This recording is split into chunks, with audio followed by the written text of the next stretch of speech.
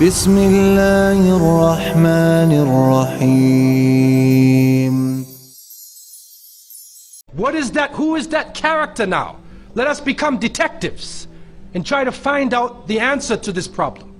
Number one, you have to understand this concept of Saturn, the concept of Bacchus. When they are portrayed by the different artists who drew pictures of them or the sculptures, they're usually portrayed as a heavy-set man with a white beard. And when in the Sistine Chapel, Michelangelo drew his picture, you could see the long flowing beard, and there are actually pictures of this man on a sled being drawn by snakes with wings. Snakes with wings. Snakes do not normally fly, but in this case the snakes have wings, and the heavy-set man is on his sled being drawn by these flying animals. He's performing miracles.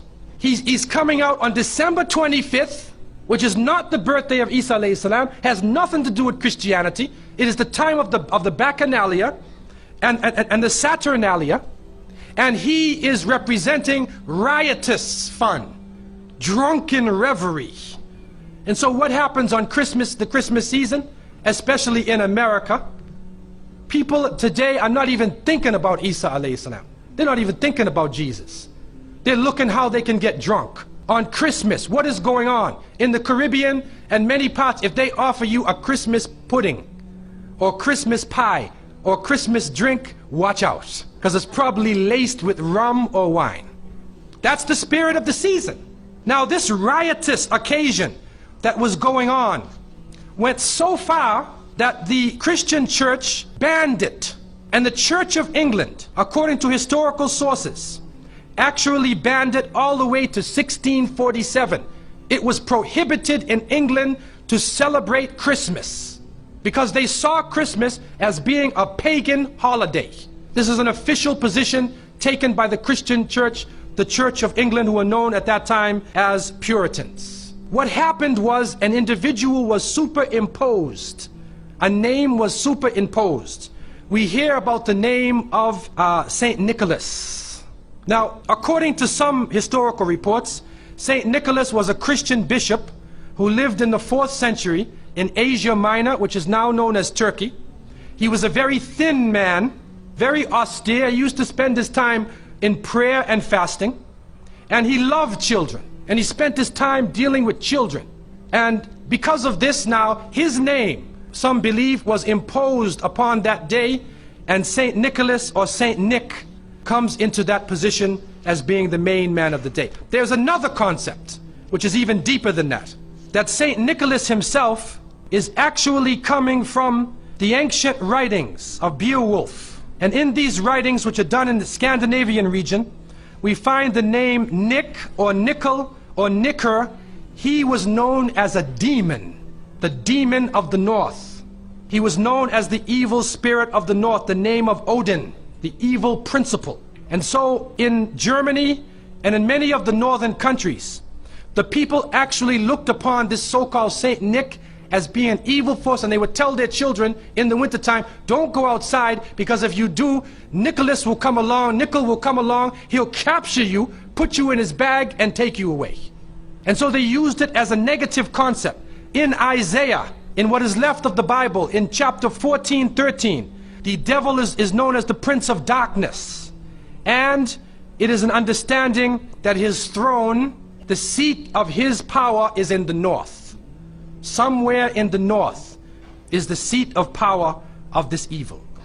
And so the Germans also, when they depicted this Nicholas, or this Pelsnickel, as they would say, Pelsnickel in German, it means a furry devil. When they depicted him as a man with red fur. He had red fur coat. His base was in the north, and he was the essence of evil. And the Church of England till 1647 took the position that this celebration could not go on. So what we are actually seeing is that the Christmas occasion was actually the time of evil. It was the time of the belief in the Saturnalia and the Bacchanalia. And because of this, they shifted the occasion to New Year's Eve. They shifted all of their feelings and their merriment and their evil to New Year's Eve. Now, before we go to that, looking back at Christmas, what is happening now in Christmas season? I don't know what goes on in Miami, but in the northern cities, on Christmas occasion, they put lights around and Santa Claus parades, and St. Nicholas is outside and he's in the streets and everybody's talking about St. Nicholas, and the poor children are taught that St. Nicholas is going to come down your chimney and bring you presents and keep his clothes white and red and go to all of the homes in the area and put presents under your tree and then fly back out into space. And many of us were raised thinking, believing in this. Some of us would sneak into the night and look and see our father putting the present under the tree. We knew what he was doing anyway. But you went along with it, and the people say, well, you know, it's Christmas. Don't you like to have fun? You want to stop the children from having fun? What kind of people are you? But what are you teaching the children? You are using the name of Jesus, and you are using a figure who historically is the devil. They are using his figure, and he has now taken over the Christmas season. Christmas now to most people means materialism. You have to buy presents for your cousins and your friends, and you got to buy about 34 presents. And you find that most American people are in debt for 6 months after Christmas. Now, where is Jesus? You get drunk, you fight, you lose all your money, the stores raise their prices. Isa alayhi salam is described as a very humble person. Most of the time he didn't wear shoes, only 1 or 2 changes of clothing. A very simple person eating very simple food, fasting most of the time. You see what is going on? There are 2 streams now, a stream of polytheism, a stream of monotheism.